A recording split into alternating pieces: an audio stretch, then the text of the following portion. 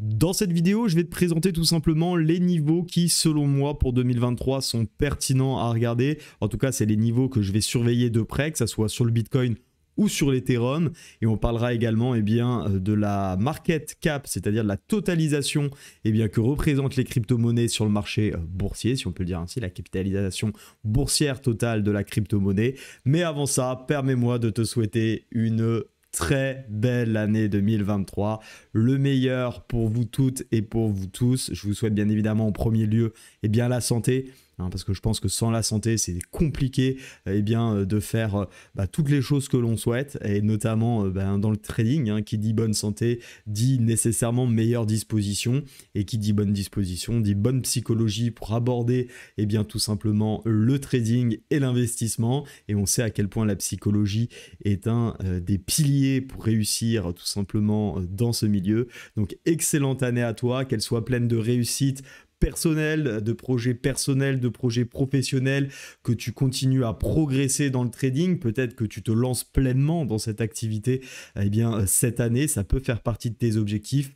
En tout cas, pour ma part, c'est vraiment une super année qui nous attend à mon sens. On va avoir beaucoup de choses à faire. Alors au niveau de l'investissement, je ne sais pas si ça va être la plus pertinente, mais comme vous le savez, quand on est un petit peu expérimenté dans le trading, on a toujours la possibilité de trouver des opportunités, que ça soit à la vente ou à l'achat, et bien évidemment, on va en profiter et on va, comme l'année 2022 et comme les années précédentes, trader ce que l'on voit. Alors, bonne année, je conclue sur ce point et on démarre tout de suite sur les graphiques. Alors, concernant la capitalisation boursière totale des crypto-monnaies, on va quand même faire un point. Je pense que c'est très important ce début d'année de voir un petit peu où nous en sommes sur le market cap et se le rappeler, parce que peut-être que vous avez quitté un peu le marché là, ces derniers jours, des 2 dernières semaines, voire même un petit peu plus longtemps, puisque le marché crypto est très calme, voire plutôt baissier, même très baissier. Et je vous avoue que moi aussi, je reste bien évidemment à l'écart, j'ai pris un peu de temps de mon côté, mais il est temps de faire un peu le point. Et bien évidemment, nous sommes toujours en tendance baissière. Pourquoi? Parce que d'après la théorie de dos que j'utilise énormément dans mon trading, c'est presque la base, c'est ce qu'on apprend au tout début dans le trading, mais ça n'empêche que c'est ce qui va moi fonder toutes mes stratégies. J'observe toujours des plus hauts qui sont toujours plus bas, et j'observe toujours des plus bas qui sont toujours plus bas. Ok, donc qu'est-ce qu'on cherche à faire lorsqu'on est en tendance, et notamment en tendance baissière? Quand on est en tendance, on cherche à se positionner dans le sens de la tendance, et donc lorsque nous sommes en tendance baissière, nous allons donc chercher des ventes, d'accord? Ici, je ne suis absolument pas acheteur, puisque tout simplement, je ne vois pas l'intérêt de payer ce marché qui en daily est baissier et qui en weekly est également baissier. Et si jamais vous aviez un doute sur le monthly, en tout cas, on ne fait pas, ce plus haut-là n'a pas été plus haut que celui-ci, d'accord? Et ce plus bas-là est bien plus bas que celui-ci. Donc pour le moment, on est de toute façon baissier moyen long terme, et j'ai envie de dire court terme si on considère que le daily est du court terme. Donc pour le moment, absolument pas de raison d'investir et d'acheter un marché qui ne cesse de chuter, d'accord? Attendons d'avoir des vrais signaux au moins potentiels de retournement, avoir un petit quelque chose qui nous pousse à tout simplement investir. Alors, il est temps maintenant, lorsqu'on a fait un petit peu un état des lieux, rapide bien sûr, mais de voir que c'est baissier, de faire les points qui pourraient entre guillemets être plus ou moins positifs, si on peut le dire ainsi, qui pourraient peut-être nous dire que le marché peut se retourner, et de faire également la même chose sur les points négatifs. Je vais commencer par ceux qui sont plutôt dans la tendance, et c'est vraiment mon orientation également pour au moins le début de 2023, à voir ce qui se passera un peu plus tard, mais j'ai plusieurs points, on va dire négatifs à mon sens, qui ne vont pas aider le marché de la crypto-monnaie. Le premier, c'est tout simplement le contexte, d'accord? C'est toujours la guerre, le Covid en Chine, on réouvre les frontières, la Chine relance peut-être un peu son économie, mais voilà, il y a pas mal de variants, etc. Donc je ne suis pas là pour dire si c'est bien, si c'est pas bien, mais ça n'empêche qu'on a bien vu à chaque fois que ça a impacté les marchés. On a la récession, bien évidemment, qui nous pend au nez, d'accord? L'inflation qui continue de monter, les banques fédérales qui n'ont pas pour l'instant en tout cas trop l'objectif de changer leur politique, on l'avait entendu sur la dernière décision de la Fed. Donc tout ça me pousse à dire que pour le moment, d'un point de vue vraiment vraiment général, sans aller trop dans le détail. Je suis pas là pour faire un cours d'économie, mais on voit bien qu'il n'y a pas réellement d'éléments très pertinents aujourd'hui qui me disent tout simplement, eh bien, j'ai envie d'investir parce que tout simplement, on a un marché qui n'est pas tourné à l'investissement. Au contraire, on a les taux obligataires qui augmentent énormément. Donc il y a, je pense, beaucoup de gros portefeuilles qui vont plutôt s'intéresser eh bien, aux obligations, puisqu'on l'a vu, les taux à 2 ans sont supérieurs de ceux à 5 ans qui sont supérieurs de ceux à 10 ans. Donc on a beaucoup, eh bien, à mon avis, de flux qui vont sortir des marchés traditionnels et donc des marchés à risque, crypto y compris, qui vont plutôt aller s'orienter, à mon sens, encore une fois, je ne dis pas que c'est parole d'évangile ce que je dis, mais en tout cas, à mon sens, eh bien, vont plutôt aller s'intéresser, soit se mettre en retrait, soit tout simplement eh bien, aller profiter des marchés qui donnent de réelles opportunités, des marchés qui sont haussiers, comme notamment eh bien, les obligations actuellement. Donc ça, c'est le premier point. Deuxième point, je vois absolument rien techniquement parlant cette fois-ci qui pousse à un rebond, d'accord? Je regarde un marché comme celui-ci, je n'ai pas envie d'investir, d'accord? C'est clair et net. Il y a un moment, il faut arrêter de vouloir acheter de la crypto parce que vous êtes des crypto-fans, peut-être, et si vous voulez, après chacun fait ce qu'il veut, mais ça n'empêche que celui qui n'a pas compris que ce marché était baissier et qui continue à acheter, il ne fait que perdre de l'argent, d'accord? Donc il faut arrêter de vouloir absolument payer ce marché. Imaginez ici, vous avez le prix, d'accord, tout simplement du marché immobilier sur une région que vous visez. Imaginons que vous souhaitiez tout simplement acheter un appartement. Est-ce que vraiment vous avez finalement envie d'acheter dans cette région quand les bougies ici ne représentent pas le prix des crypto-monnaies, mais imaginons représente eh bien, le prix de l'immobilier depuis plusieurs années maintenant, et ça ressemble à ça. Non, bien évidemment, vous n'avez pas envie, pour le moment en tout cas, d'investir, parce que vous voyez que votre achat serait plus un achat qui perd de la valeur dans le temps. Okay, bien sûr, il y a d'autres critères qui rentrent en compte, mais ça n'empêche que graphiquement parlant, il n'y a absolument rien qui me pousse tout simplement à prendre des achats. On n'a aucun mouvement haussier. Autre point qui invite à la vigilance, et ça c'est plutôt un conseil de ma part, ce n'est pas parce que les prix sont plus bas qu'il y a 2 semaines, qu'il y a 3 semaines, qu'il y a 4 mois, qu'il y a 6 mois, que c'est une bonne opportunité. C'est mieux, c'est sûr, c'est mieux d'acheter du Bitcoin quand il est à 16 000 que quand il est à 30 000, je te l'accorde. Maintenant, c'est pas parce qu'il est bas qu'il est au point bas. D'accord? S'il doit aller à 10 000, il ira à 10 000. S'il doit aller à 3 000, il ira à 3 000. Et donc finalement, ton achat à 16 000 ne sera pas si pertinent que ça si le Bitcoin va à 3 000. Ça, encore une fois, je n'ai pas de boule de cristal, mais on verra que ce n'est pas impossible qu'il aille à 3 000. Et attention à ne pas acheter juste par le simple fait de dire que c'est bas. D'accord? À mon sens, ça n'a aucun sens, tout simplement, de dire c'est bas donc j'achète. Ça peut toujours aller plus bas. On n'a pas de garantie, d'accord? Je le répète, je pense que si tu ne penses pas que le Bitcoin puisse aller à 3 000 $, est-ce que, si tu étais là bien évidemment, quand la crypto ou quand le Bitcoin était par exemple à 65 000 $, est-ce que tu pensais qu'il pouvait redescendre en dessous des 30 000 $?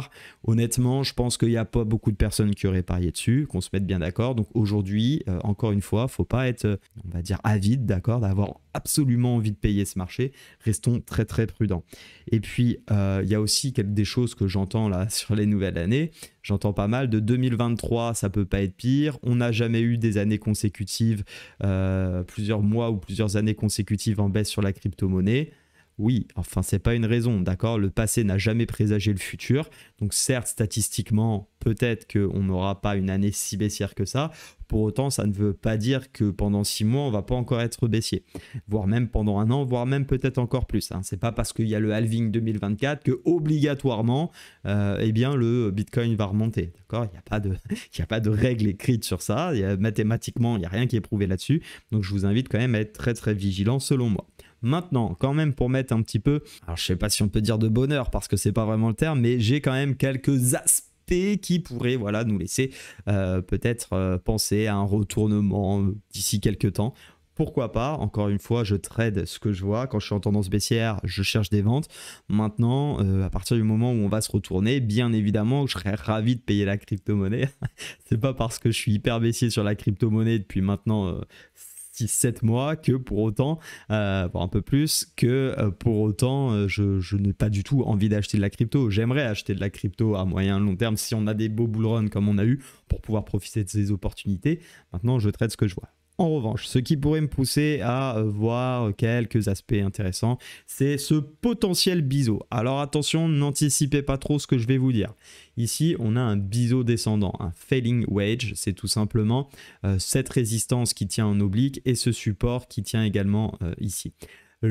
Cette configuration, ce biseau, est une figure de retournement. Donc, le marché pourrait se retourner. En tout cas, on pourrait avoir ici un mouvement de retournement.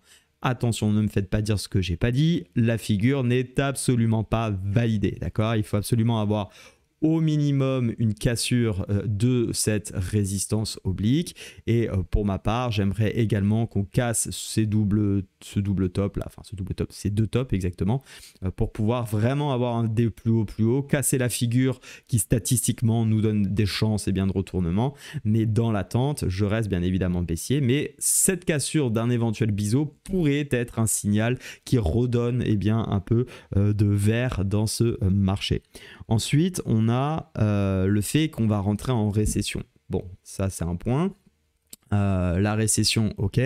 Maintenant, c'est vrai que la récession, il y a également, et c'est ce que la Fed, ça vise à faire, etc. Si on rentre en récession un peu plus poussée, en crise, etc., nécessairement, va y avoir des opportunités à un moment. D'accord. Est-ce que ça sera 2023?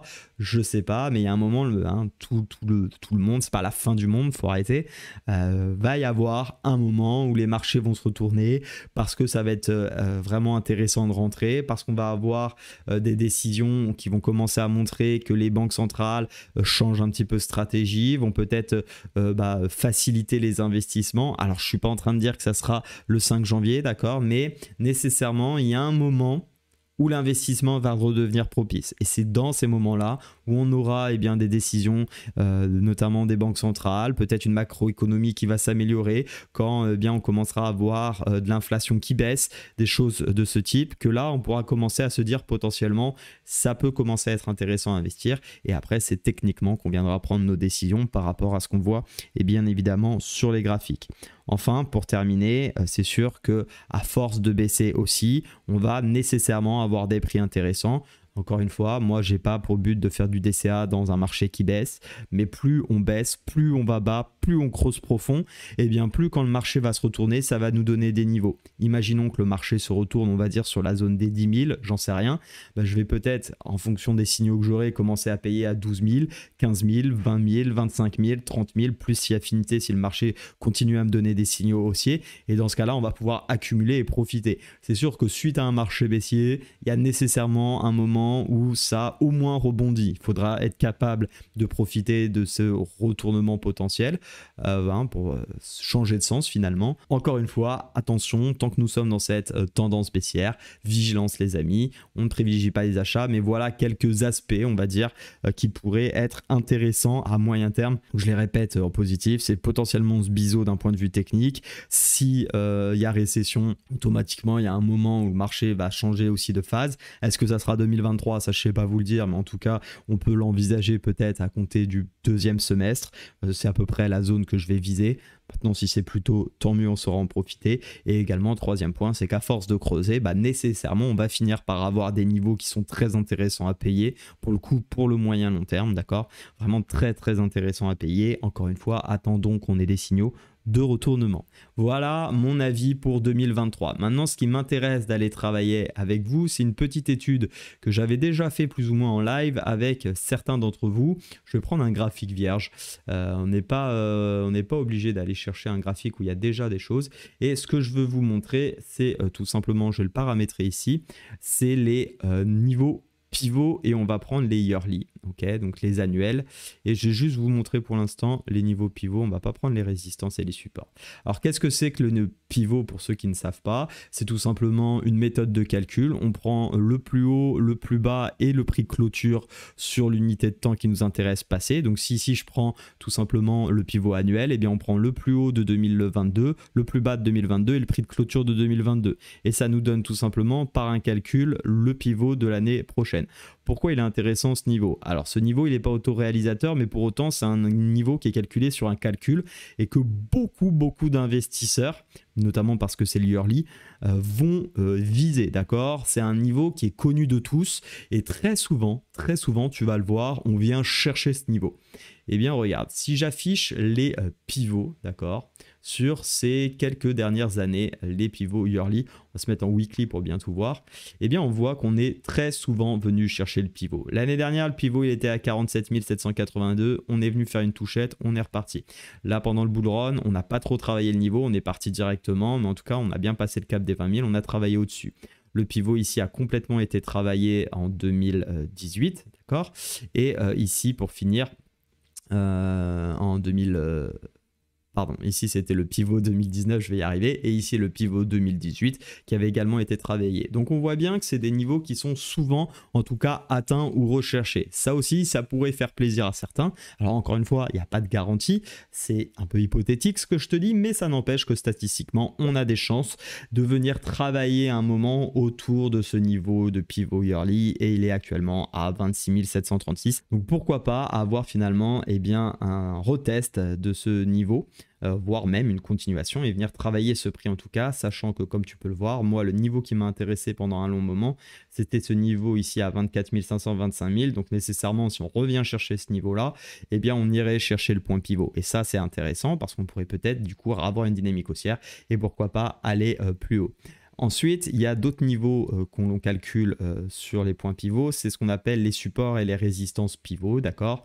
Et on voit que également, lorsqu'on travaille dans un sens, on va souvent chercher le prochain, ok? Autrement dit, si on a cassé le pivot, on a été chercher R1. Ici, on a cassé pivot, on a été chercher S1. Donc ici, il faudra voir un petit peu ce qui se passe sur toute cette zone. Est-ce qu'on va avoir la force d'aller rechercher les 38 000 potentiellement? À l'inverse, si on continue à la baisse, et c'est plutôt ce qu'on est en train de faire pour le moment, voici le niveau qui pourrait être cherché. 5282. Donc quand je te disais tout à l'heure que 3000, c'est pas impossible, en tout cas, ici, on a un S1 qui est assez intéressant. Là, on avait eu, pour te montrer un petit peu dans le passé, cette période de range ici. Donc on était coincé vraiment au niveau du pivot, d'accord? Ici, on avait cassé le pivot par le haut, on a été chercher R1. Ici, on avait cassé le pivot par le bas, on a été chercher S1. Donc encore une fois, c'est pas automatique, mais ça n'empêche que statistiquement, c'est intéressant à avoir en tête pour définir tout simplement les niveaux qu'on pourrait atteindre. De manière plus court terme, cette fois-ci, pour te montrer un peu plus, on a également, tu peux le faire tous les mois, et puisqu'on est en début de mois, on va en profiter. Cette fois-ci, je vais me mettre en daily pour avoir une meilleure visibilité et lecture. On a les niveaux tout simplement monthly, d'accord? Donc c'est pareil, c'est des pivots cette fois-ci qui sont sur le mois. Et si tu l'observes, je vais enlever pour avoir une première lecture plus simple les pivots et les supports. Et on voit que le mois passé, on avait un pivot à 18 000, on l'a cherché. Ici, on a cherché 19 000. Ici, on a cherché les 20 000. Ici, touché, touché, touché. Bon, tu as compris un petit peu l'histoire. Ici, pas touché. Donc, c'est pour ça que je te dis que c'est pas obligatoire. Pas touché, mais touché, touché, touché, pas touché. Presque touché mais pas touché, touché. Bref, tu vois que statistiquement, on y va quand même régulièrement souvent. Alors, ce qui est bien, c'est pas forcément de se dire ça va aller à 17 062, peut-être, on n'en sait rien à vrai dire, mais c'est intéressant de voir que ces niveaux peuvent être travaillés, d'accord? Et si on rajoute S1 et R1, parce qu'également c'est des niveaux qui sont souvent travaillés, on pourrait très bien revenir chercher ici le S1, d'accord? Donc pourquoi pas un recontact sur les 17 000 avant de repartir beaucoup plus bas sur la zone des 15 736, avoir ce mini rebond et corriger et venir rechercher finalement également les derniers points bas qui sont d'ailleurs plus intéressants je trouve en termes d'analyse technique que les points pivots, mais en tout cas ils se complètent bien. Donc on a une sorte de zone de confluence ici qui m'intéresserait bien, d'autant plus que tu me connais. Si on trace un petit Fibonacci sur le dernier plus bas jusqu'au dernier plus haut, ouais, on est en train de travailler les 0,618, pour l'instant ça tient. On est bloqué un peu entre la zone des 0,618 et on va dire le point pivot, hein, grosso modo. Donc on va voir un petit peu ce qu'il en est. Mais ça pourrait être très intéressant, bien évidemment, d'avoir encore ici une continuation baissière. Et c'est ce niveau qui m'intéresse. Donc voilà les gros niveaux, en tout cas, qui vont m'intéresser sur cette année. 26 700 pour le Bitcoin. Et pourquoi pas au plus bas, les 5000 si on vient chercher le niveau, comment te dire, S1. Si on est toujours baissier, bien sûr. Pour Ethereum, on peut faire exactement le même travail. On va se mettre en année, on va enlever S1 et R1 et on va regarder. À ce niveau-là, pour toujours te montrer, tu vois bien, je vais se mettre en weekly pour réduire un petit peu. que c'est exactement la même chose que Bitcoin, sauf qu'ici on n'a pas été chercher, ici on a été chercher, ici c'est parti sans nous, ici on est venu chercher et là on a donc un point pivot cette année à 1992, qui plus est exactement sur cette zone, d'accord? Donc là ça serait très intéressant de voir ce qui se passe sur Ethereum si on était amené à venir chercher ce niveau, puisque c'est tout simplement la zone de polarité weekly qu'on a ici, hein, qui est très claire, les plus hauts, les plus bas, enfin résistance, support, ça cache, ça redevient résistance, à voir si on a la force de revenir chercher ce niveau, et si jamais on rajoute notamment les S1 et R1, on voit bien tout simplement que le R1 est à 3100 quand le S1 lui est à 84. Est-ce qu'on va descendre jusqu'à 84? Je sais pas. Encore une fois, moi, je ne me fie que à ce que je vois, d'accord? Donc, si le marché continue et qu'il ne remonte pas, bah, pourquoi pas, hein. Il y a un jour, s'il fait que baisser, il peut très bien aller à 84, d'accord? Qui aurait pensé que le Luna se crache autant? Qui aurait pensé que FTX ferme complètement ses portes? Voilà, il y a plein de choses qui peuvent intervenir. Alors, certes, vous allez me dire, on n'est pas sur les mêmes modèles, c'est pas la même chose. Bah, c'est pas la même chose, c'est une garantie. Maintenant, moi, il n'y a rien qui me dit potentiellement, ça pourrait aussi totalement s'arrêter, hein. On sait jamais, il faut pas avoir de biais. Je ne pense pas que tout peut descendre à zéro, bien évidemment, mais j'ai pas non plus la garantie à 100% que ça tienne, d'accord? Donc pour l'instant, je reste baissier, tout en ayant en tête ces niveaux, et ces niveaux, c'est également des niveaux qui sont pertinents également à travailler en short, hein, parce que ce niveau notamment sur Ethereum, 1992, si on y va et qu'on a des signaux daily ou weekly qui nous poussent à vendre, il faudra prendre, c'est le point pivot, on peut venir le chercher pour repartir beaucoup plus bas, en plus c'est la dernière résistance, donc vous voyez que ça devient un niveau weekly très intéressant à shorter moyen terme. Bah, attention, maintenant il ne faut pas le shorter n'importe quoi, n'importe comment surtout, mais c'est des niveaux très intéressants à mon sens qu'on pourra travailler cette année. Voilà pour tout simplement ma vidéo crypto sur ce début d'année, donc toujours très baissier bien sûr. J'espère qu'en tout cas ça t'a plu, n'hésite pas à t'abonner si ça te plaît, rejoins-nous sur Telegram également, je donne pas mal d'informations chaque jour sur le calendrier économique, quelques pensées que je peux avoir, parfois des partages de plans, etc. Donc n'hésite pas à nous rejoindre, tu as également toutes les vidéos qui sont publiées, je te fais profiter de certaines offres aussi que j'ai de temps à autre, donc n'hésite pas à nous rejoindre sur Telegram, tu as mon lien en description de cette vidéo. Excellente journée à toi, on se retrouve très vite et encore une fois très bonne année et à bientôt, ciao.